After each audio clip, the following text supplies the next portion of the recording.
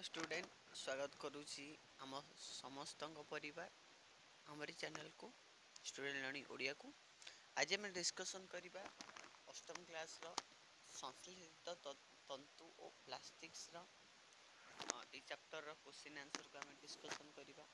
आशा करें समस्ते video fast to last देखिए कारण क्वेश्चन आंसर आपण मानक बुझा पड़ो न बुझीपारे जदि पर बहुत हैरान होगा पड़ो। चलतु कौन डेरी न करिकी आम डायरेक्ट क्लास टी स्टार्ट करवा।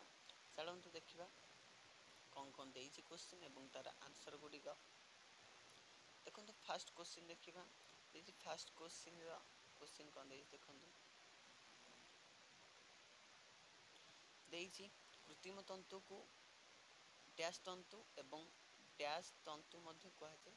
साधारणतः कृत्रिम तंतु को आम संश्लेषित कि मनुष्यकृत तंतु बोली कहवा। संश्लेषित कि मनुष्यकृत तंतु बोली कहवा। आंसर भी यार अच्छे आपण मैंने देखिदे पारे ये। देखो जीवारे डबल आई प्रथम संश्लेषित तंतु हो डैश। प्रथम संश्लेषित तंतु हो नाइलन है। देखो जीवाहारी क्वेश्चन देती कृत्रिम तंतु भली प्लास्टिक्स को मध्य डैश अटे। यहाँ हूँ कौन अटे ना यहाँ हूँ कृत्रिम उत्स अटे। देखो देखिए आईवी पॉलीमर प्रत्येक अंश को डैश कहुए एक कहुए।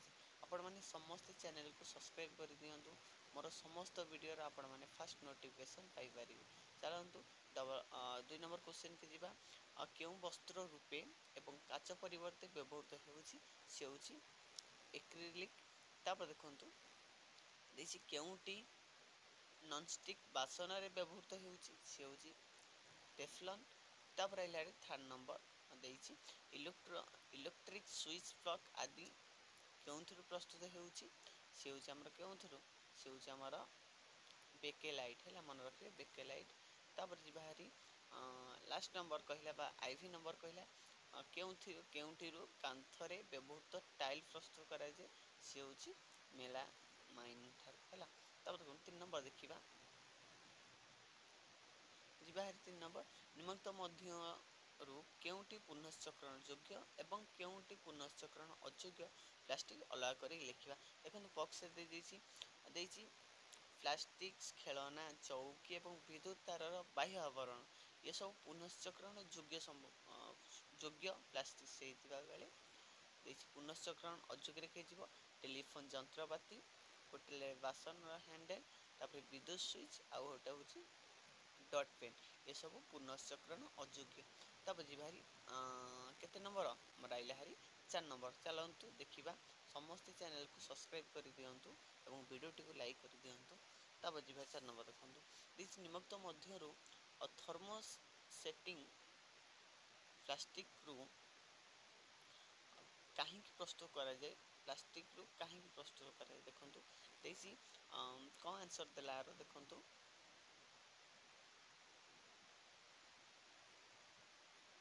आंसर देला देख सस्पैन तावा एवं pressure cooker handle. Double A कौन देला विद्युत प्लग स्विच प्लग एवं स्विच बोर्ड आदि कौन कर प्रस्तुत कर। देखो कौन आर कारण गुड़िया कहला ए व्यवहृत प्लास्टिक्स कौन बेकेलाइट उत्तप्त कले ता नरम हुए नहीं कि तरल अवस्था को आसे नहीं एवं प्रस्तुत बेले एगुड़िक आकार प्रकृति परिवर्तनशील नुहे कारण यह विद्युत उपरिवाही अटे और ताप सहनशील गुण रही सब क्षेत्र में व्यवहार करा जाई थाए। देखो केते नंबर जा 5 नंबर जा देखो देइछि नाइलन तंतु खूब शक्त बुझाइबा दुईटी उदाहरण दियो। प्रथमटी हूँ नाइलन तंतुर मान स्थिर नाइलन तंतुर कौन मानर स्थितिस्थापक एवं हालुका शक्त गुण जो भिन्न भिन्न मोटेईर दौड़ी प्रस्तुत करी एहाकु पर्वत आवरण एवं आकाश छता और पर्वत रोहण रे व्यवहार कराइए। तब डबल ए कौन कह समान लंब एवं समान मोटे भिन्न भिन्न रसी नहीं प्रत्येक भार परिवहन क्षमता परीक्षण कले ଦେଖାଯିବ ଯେ ନାଇଲନ୍ ତନ୍ତୁର ପରିବର୍ତ୍ତନଶୀଳ ସର୍ବାଧିକ ରହିଛି।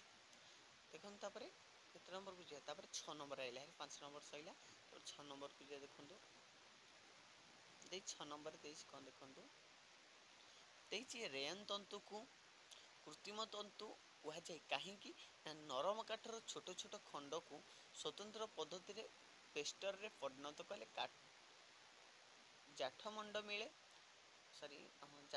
ମିଳେ ଏବଂ କାଠମଣ୍ଡରେ ଥିବା ଅସୁସ୍ଥ ସେଲୁଲୋଜକୁ କେତେକ ରାସାୟନିକ ପଦ୍ଧତି ଦ୍ୱାରା ବିଦ୍ୟୁତ୍ ସେଲୁଲୋଜରେ ପରିଣତ କରି ଏଥିରୁ ସୂକ୍ଷ୍ମ ରେୟନ୍ ତନ୍ତୁ ପ୍ରସ୍ତୁତ କରାଯାଏ। ଏହା ପ୍ରାକୃତିକ ସିଲ୍କ ତନ୍ତୁ ଭଳି ଚକଚକ୍ ଦେଖାଯାଉଥିବାରୁ ଏହା କୃତ୍ରିମ ରେଶମ ତନ୍ତୁ ବୋଲି କୁହାଯାଏ। ଆପଣମାନେ ଏହାକୁ ସମସ୍ତେ ପଢ଼ିଦେବେ ଏବଂ ଭିଡ଼ିଓଟିକୁ ସମସ୍ତେ ଲାଇକ୍ କରିବେ ହେଲା। ତାପରେ ଦେଖନ୍ତୁ ଆକୁ ସମସ୍ତେ ପଢ଼ିଦେବେ ହେଲା, କାରଣ ପରୀକ୍ଷାରେ କୋଶ୍ଚିନ୍ ଗୁଡ଼ାକ ଇମ୍ପୋର୍ଟାଣ୍ଟ ରହୁଛି, ସେଥିପାଇଁ ଆପଣମାନେ ପଢ଼ିଦେବେ।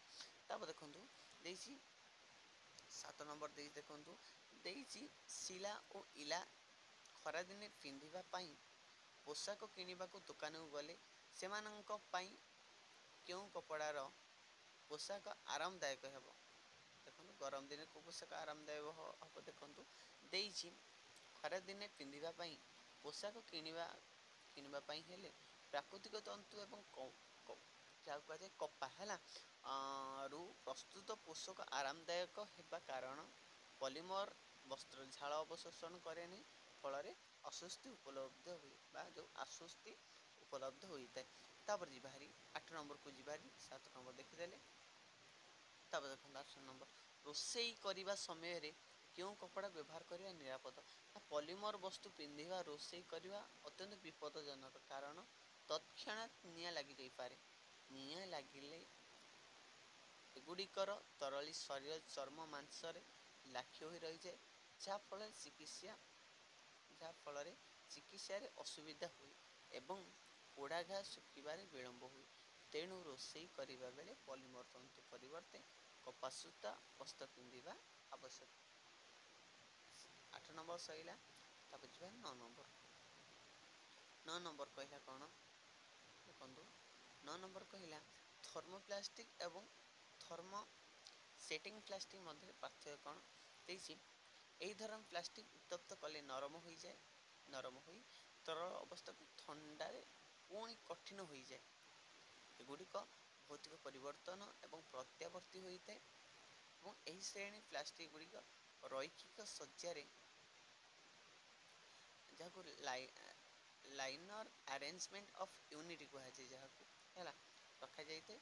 ଏହା ରୈଖିକ ସଜ୍ଜାରେ ହୋଇଥାଏ ଏବଂ ଧୀରେ କ'ଣ କହିଲା ନା ପଲିଥିନ୍, ପିଭିସି, ଥର୍ମୋକୋଲ୍ ଏବଂ ଏକ୍ରିଲିନ୍ ଏବଂ ଟେଫଲନ୍ ଇତ୍ୟାଦିରେ ଉଦାହରଣ ଅଟନ୍ତି। ଏଗୁଡ଼ିକୁ ପୁନଃଚକ୍ରଣ ଯୋଗ୍ୟ ହୋଇଥିବାରୁ ଏଗୁଡ଼ିକୁ ପୁନର୍ବାର ତରଳାଇ ବ୍ୟବହାର ଉପଯୋଗୀ କରାଯାଇପାରିବ। ତାପରେ ଦେଖନ୍ତୁ ଆର ଦେଖିବା କ'ଣ ଥର୍ମୋସେଟିଂ ପ୍ଲାଷ୍ଟିକ୍ର କ'ଣ କହିଲା।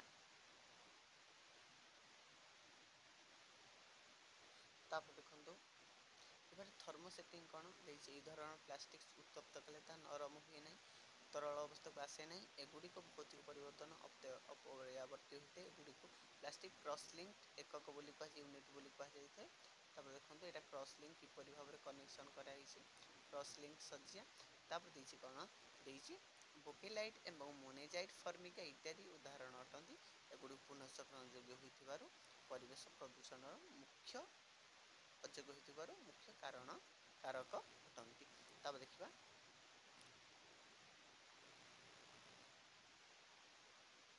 10 ନମ୍ବର ଦେଖିଦିଅନ୍ତୁ। ଏଇଟା କ'ଣ ଆମର ରହିଲା, ଯେଉଁ ଦେଖିଦିଅନ୍ତୁ 10 ନମ୍ବର ଜୈବିକ ଅବକ୍ଷୟ ଯୋଗ୍ୟ ପଦାର୍ଥ ଏବଂ ଜୈବିକ ଅବକ୍ଷୟ ଅଯୋଗ୍ୟ ପଦାର୍ଥ। ଦେଖିଦିଅନ୍ତୁ ଏଇଟା ହେଲା। ସମସ୍ତେ ଚ୍ୟାନେଲକୁ ସବସ୍କ୍ରାଇବ୍ କରିଦିଅନ୍ତୁ ହେଲା। ସମସ୍ତ ଭିଡ଼ିଓର ନୋଟିଫିକେସନ୍ ଆପଣମାନେ ଫାଷ୍ଟ ପାଇପାରିବେ, ସେଥିପାଇଁ ଚ୍ୟାନେଲକୁ ସବସ୍କ୍ରାଇବ୍ କରିଦିଅନ୍ତୁ। ଯିବା ହାରି ତାପରେ 10 ନମ୍ବର ସରିଲା। ତାପରେ 11 ନମ୍ବର ଦେଖିଦିଅନ୍ତୁ। 11 ନମ୍ବର ବି ଦେଇଛି ପୁନଃଚକ୍ରଣ ଯୋଗ୍ୟ ପଦାର୍ଥ କ'ଣ ଆଉ ପୁନଃଚକ୍ରଣ ଅଯୋଗ୍ୟ ପଦାର୍ଥ କ'ଣ, ଯୋଗ୍ୟ ପଦାର୍ଥ ଆଉ ଅଯୋଗ୍ୟ ପଦାର୍ଥ ଦେଖିଦିଅନ୍ତୁ। भलसे ध्यान देके देखि थांतु आपण मन जेंति लिखि परिबे आपन नोटबुक रे। तब जी 12 नंबर कौन कहला 12 नंबर कहला पॉलीमर कौन गोटे उदाहरण दिया ना देछि पॉलीमर पॉलीयुक्त मर अनेक एक प्रकार बारंबार एक प्रकार एक कौन एकाधिक बारंबार तक पॉलीमर कह जाए। तापर है कौन बहु संख्यक ग्लूकोज एककर समारोह सेलुलोज पॉलीमर सृष्टि होता है। कपारु तंतु एक प्राकृतिक पॉलीमर अटे या रेन एवं कृत्रिम बा मनुष्यकृत पॉलीमर पॉलीमर कह जाए। तापर 13 नंबर कौन कहला देखि दियंतु कृत्रिम तंतु जंगल संरक्षण सहायक कि 10टी देखंतु देखिदेवे आपको भलसे देखि दियंतु। तब जी 14 नंबर को 13 नंबर देखि देइछबे जति आपण माने 14 नंबर को जीवा आपण ने वीडियो पॉज करिकि भलसे देखि लिखि दे परिबे। तब 14 नंबर देखंतु 14 नंबर प्लास्टिक ठारे दूर रे रुह एही उक्ति विज्ञभित्तिक 10टी वाक्य रे लेखे सब लॉन्ग क्वेश्चन रा आपण माने देखि दियंतु हैला आपको भलसे देखि दियंतु। 14 नंबर गला तब 15 नंबर देखंतु एठी प्लास्टिक्स मनुष्यर उत्तम बंधु किंतु परम शत्रु 10टी वाक्य रे सत्यता प्रतिपादन करिबा देछि। उत्तम बंधु भल गुण कौन देला तापर एठी खराब गुण कौन देला प्लास्टिक रे एठी खराब गुण कौन देला। तब जी 16 नंबर को जे 16 नंबर कौन कहला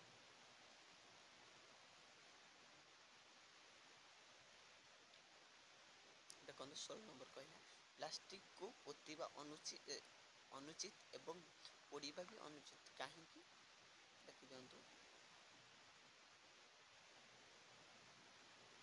आंसर गुड़िया देखि दियंतु आरा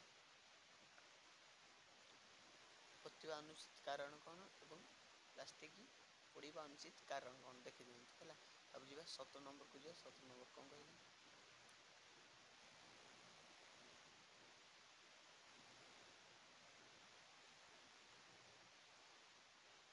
17 नंबर कहला पीवीसी रो पूरा नाम कौन इंग्लिश नाम पॉली विनाइल क्लोराइड बोली कह पॉलीविनाइल क्लोराइड है। तापरे 18 नंबर देखो कौन कहला पीईटी रो पूरा नाम कौन इंग्राजी रे लेख देसी पॉली एथिलीन बा एथिन बोली कहि परिबा एवं टेरेफ थालेट बोली कह जाय टेरेफ थालेट बोली कह जाय।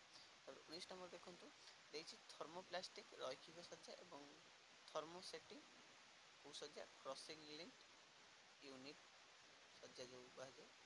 तब जीवाहारी कौन थर्मोप्लास्टिक पुनःचक्रण योग्य और थर्मोसेटिंग कौन पुनःचक्रण अयोग्य। और ये समस्त वीडियो और यही वीडियो क्वेश्चन आंसर सरी जाइए 19 नंबर जाए 1 नंबर ठू 19 नंबर जाए सब आपण मैं डिस्कसन करी आपण मैंने कौन करेंगे ना ए विषय को भल भाव में देखिए और बुझा चेष्टा करेंगे एवं कौन करेंगे ना चैनल को समस्ते सब्सक्राइब करेंगे एवं करेंगे लाइक कर निज सांग मान सागर सेयार करेंगे। रहुची थैंक यू।